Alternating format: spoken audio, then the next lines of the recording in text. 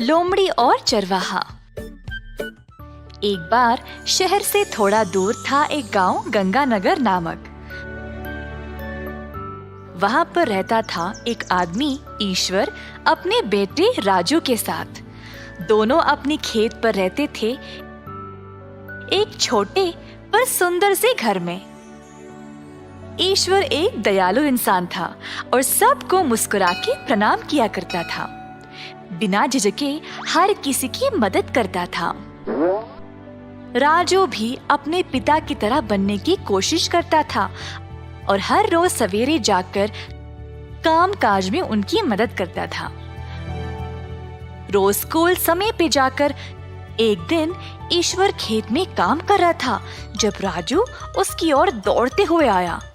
राजू की सांसें फूल रही थी। पापू, आपको मेरे साथ तुरंत आना पड़ेगा। बिना सवाल किए ईश्वर अपने बेटे के पीछे गया। घर से थोड़ा दूर था एक भेड़ों का झुंड जो घेरा में फंस गए और पार नहीं कर पा रहे थे। ईश्वर तुरंत भेड़ों को बचाने गया।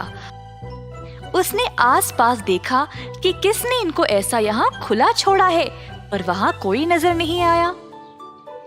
बापू, आप किसको ढूंढ रहे हो? इन भेड़ों का कोई चरवाहा तो होना चाहिए ना, बस उसी को। बापू, मुझे पता है इनका चरवाहा कौन है, उसका घर भी पता है। आप चलिए मेरे साथ। अच्छा ठीक है, चलो इन भेड़ों को वापस कर दे। राजू और उसके पिताजी ने भेड़ों को लिया और चरवाहा के घर गए। दरवाजा खटखटाया तो अंदर से आई आवाज, दरवाजा खुला है, अंदर आ जाओ। अंदर गए तो राजू और ईश्वर ने एक बूढ़े आदमी को देखा बिस्तर पर, जो बहुत बीमार था। जी, वो आपके कुछ भेड़ घेरा में फंसे हुए थे, तो मैंने उनको वहां से निकाला और बस ले आया। बेटा, बहुत बहुत धन्यवाद। पर मैं कब तक इनका ख्याल रखूं? हर रोज एक लोमड़ी आता है और एक एक भेड़ को खाते जाता है।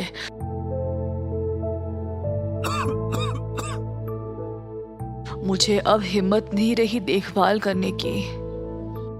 बापू, क्यों ना हम भेड़ों को ले जाएं? जी, क्यों ना आप हमें इन भेड़ों को दे दे, मैं इनकी देखभाल करूंगा अपने खेत पर। ये तो अच्छा है, ले जाओ इनको और सुरक्षित रहना। ईश्वर और राजू भेड़ों को अपने साथ ले गए और एक बड़ा सा घेरा बनाया उनको लोमड़ी से सुरक्षित रखने के लिए। घेरा को अच्छे से जांचा कि अब इसको कोई ना पार कर सके। मजबूत घेरा को देखकर राजू भी खुश हो गया।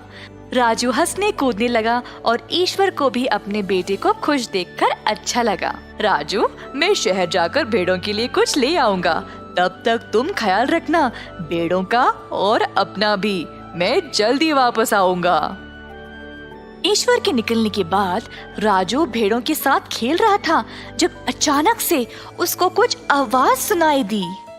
राजू को लगा जैसे अभी आवाज और नजदीक आने लगी।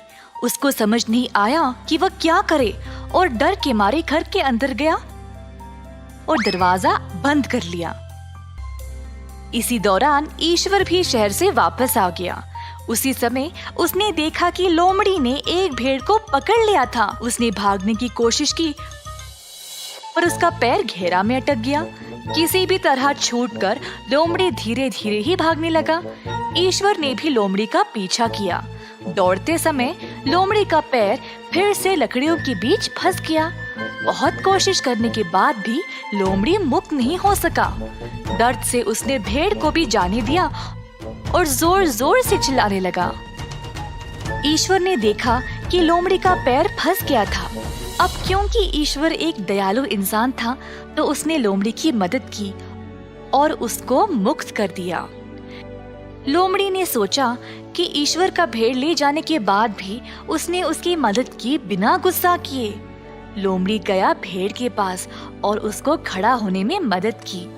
भेड़ तुरंत उठ के भाग गया। फिर लोमड़ी ने ईश्वर की ओर कृतज्ञता से देखा और फिर चला गया। जल्द ईश्वर घर पहुंच गया। बापू, आपने क्या किया? लोमड़ी का पैर लकड़ियों में फंस गया था। अब ऐसे समय में हमको ही रहम दिखाना चाहिए, तभी जानवर हमसे डरेंगे नहीं और वापस अच्छा बर्ताव करेंगे। बापू, आप सच में बहुत अच्छे हो। आप जानवरों का भी स्वभाव समझ पाते हो। मुझे आपका बेटा होने पर बहुत गर्व है। मैं हमेशा आपके दिखाए गए रास्ते पर ही चलूंगा। बुरे व्यवहार के लिए भी अच्छा उपचार करना चाहिए।